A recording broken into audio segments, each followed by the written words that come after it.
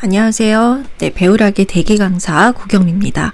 자, 배우락에서 제가 대기 기사와 산업기사 합격 설명회를 통해서 대기 시험에 관해서 전반적인 설명을 드렸어요. 예를 들면 이제 시험 과목이 어떻게 되고, 그 다음에 시험이 몇 차로 진행이 되고, 그 다음에 시험 접수할 때 요령이라든가 아니면 합격선이 어떻게 되고, 이런 전반적인 거는 설명을 드렸는데, 이제 시간 관계상 각 과목별로 시험이 어떻게 나오고, 또 그리고 각 과목별로는 어떻게 여러분이 준비를 해야 되고 하는지는 이제 나누지 못했거든요.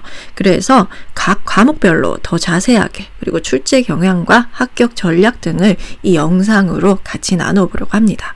그래서 제가 시리즈별로 1차 필기시험 과목별로 영상을 올릴 계획이에요. 그래서 가장 생소한 과목인 법규부터 먼저 시작을 할게요. 그래서 순차적으로 다른 과목도 계속 업로드할 예정이에요.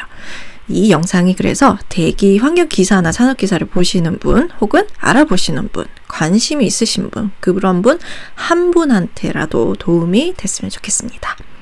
네, 요번 시간은요, 이제 그래서 법규부터 먼저 살펴볼게요. 자, 먼저 어떤 걸 살펴보냐면요, 우리 출제 범위, 그러니까 법규가 출제되는 게 어디까지인지, 그리고 기출문제를 분석해서 법규별로, 유형별로 살펴봐서 마지막에 이제 이 법규 과목을 어떻게 전략을 세워야 합격을 하는지 합격 전략을 나눠보도록 할게요. 자, 출제 범위를 보시면 법규이기 때문에 법에서 나와요. 그래서 대기 관련된 법에서 나오죠. 그래서 이제 대기 보전법부터 시작을 해서 환경정책 기본법, 실내 공기질 관리법, 악취 방지법, 요 4가지 법에서 이제 출제가 됩니다. 자, 근데 이제 대기 관련된 법규 같은 경우에는 이것 말고도 솔직히 많아요. 그런데 우리가 이때까지의 기출문제를 보면은 요 4가지 법에서만 출제가 돼요. 자, 그럼 각각의 법이 어떤 이제 관련이 있는지 살펴보면은, 자, 요렇게 나눠집니다. 지금 환경정책기본법이 뭐냐면, 이제 환경에 관련된 헌법 같은 거예요. 그래서 가장 상위법이거든요. 그래서 여러 가지 이제 환경에 관련된 법규들은 요 환경정책 기본법을 가지고 그 밑에 하위에 뭐 수질에 관련된 거, 대기에 관련된 법규, 뭐 소음에 관련된 법규 이런 게 나눠져요. 그래서 환경정책 기본법 밑에 대기에 관련된 법이 첫 번째가 이제 대기보전법이에요. 대기보전법은 여러분 출제 비중이 제일 큰 법이에요. 그래서 가장 이제 법규에서 중요한 법이라고 하실 수 있고요. 그 다음이 실내 공기질 관리법, 그 다음 악취 방지법이 이렇게 출제가 됩니다. 자, 그러면 그 다음에는 기출문제를 한번 분석을 해볼게요.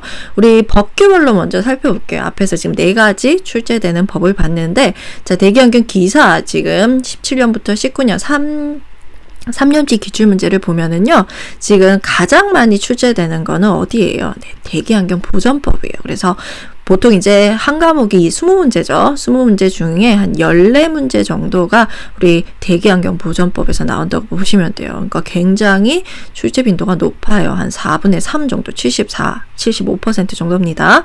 그래서 보니까 회차에 따라서 이제 적을 때는 13문제, 많이 나올 때는 16문제까지 이렇게 나오는 부분이에요. 자, 그리고 나머지 3개 법에서 이제 합쳐서 한 6문제 정도 나온다고 보시면 돼요. 저 빈도 보니까 뭐 8%, 9% 이렇게 나와 있지만, 지금 문제수로 보면 어때요? 환경정책기본법에서 한두 문제, 실내 공기질 관리법에서 역시 2문제, 악취에서 1문제, 한두 문제 이렇게 나오죠. 이렇게 해서 합쳐서 이제 20문제가 나오게 돼요. 자, 산업기사도 한번 볼까요?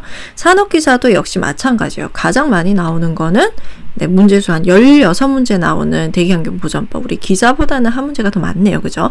자, 적게 나올 때 보니까 13문제, 많이 나올 때 17문제나 이렇게 나와요. 그 다음에 나머지 법에서 이제 역시 합쳐서 한 4문제 정도가 출제된다고 보시면 돼요. 자, 그래서 지금 봤더니 어때요? 출제 경향이 있죠. 그래서 이제 기출 문제, 이제 법규별로 봤더니 어디에서 대기환경보전법에서 한 5% 나오고 나머지 합쳐서 한 25% 나온다. 그렇게 여러분 보시면 돼요. 자, 이번에는 유형별로 한번 볼게요. 자, 유형별로 보면은 법규이기 때문에 100% 단답형이에요. 그래서 우리가 유형을 이제 단답형 외우는 문제, 그 다음에 장답형 이해하는 문제, 그리고 계산형 이렇게 3가지로 나눈다고 하면 법규에서는 100%는 단답형으로 암기해야 될 문제가 나오죠. 근데 문제가 뭐냐면 암기를 하려면 외워야 되는 건데 양이 많으니까 문제가 되는 거예요. 그걸 어떻게 다 외워요, 그죠? 그래서 법규 4가지 이 양 많은 거를 우리가 합격을 하려면 뭐가 필요할까요? 네, 효율적으로 공부하기 위한 전략이 필요합니다. 자, 그래서 합격 전략을 살펴볼게요. 자, 합격 전략 첫 번째, 우리 지금 어떻게 출제되는지를 보고 그걸 가지고 전략을 세워볼 텐데요. 첫 번째 볼게요. 자, 우리 지금 기출문제는 기사도 그렇고 산업기사도 그렇고 큐넷에서 나오는 모든 자격증 시험은요, 문제은행 방식이에요. 그래서 문제은행 방식이 뭐냐면 기존에 출제된 문제를 그냥 은행에 넣어놓는 것처럼 넣어놨다가 필요할 때 꺼내서 다시 쓰는 겁니다. 그래서 기존 출제 문제가 또 나와요. 그러니까 뭐가 중요해요? 네, 기출문제가 중요하죠. 그래서 한 3년치 정도를 기사, 산업기사 모두 풀면 한 18회 정도 되죠. 자, 그거라도 하면은 이제 문제은행 방식의 기출문제를 이제 여러분이 대비할 수가 있습니다. 근데 법규 같은 경우에는 매년 개정이 됩니다. 그래서 달라지는 거예요. 개정이 돼서 법규가 옛날 법규가 달라져 있기 때문에 자, 아주 오래된 법규 문제를 보면 지금하고 안 맞아요. 그래서 최신 3년치 정도만 기사, 산업기사 모두 18회 정도 풀어보시면은 충분히 여러분이 합격하실 수 있거든요. 그래서 그렇게 준비를 하시고요. 그 다음 두 번째 봤더니 법규는 과목이 특성이 어떻다 그랬어요? 법규 4가지. 양이 많다 그랬죠. 그래서 우리는 어떻게 해야 되냐면 양을 줄여야 돼요. 그러려면은 목표치를 낮춰야 됩니다. 그래서 한 80점 정도, 100점을 맞으려고 여러분이 목표를 세우지 마시고 한 7, 80점 정도 내가 맞겠다라고 생각하고 목표를 설정을 해주세요. 이게 왜 그렇게 중요하냐면요. 목표를 우리 다 맞추겠다라고 공부를 하면 양이 엄청 늘어나요. 근데 이렇게 한 80% 정도, 70% 정도로만 목표를 잡아도 양이 거의 한 30% 정도로 확 줄어요. 굉장히 그래서 여러분이 공부를 할 때 어떻게 버릴 부분은 확실히 버려버리면, 그러니까 목표치만 낮추면 버릴 부분을 확실히 버리면서 양을 줄일 수가 있거든요. 그래서 자주 어떤 부분을 버리냐? 자주 나오지 않는 부분을 과감히 버리는 겁니다. 그리고 이게 문제은행 방식이다 보니까 나오는 문제가 또 나와요.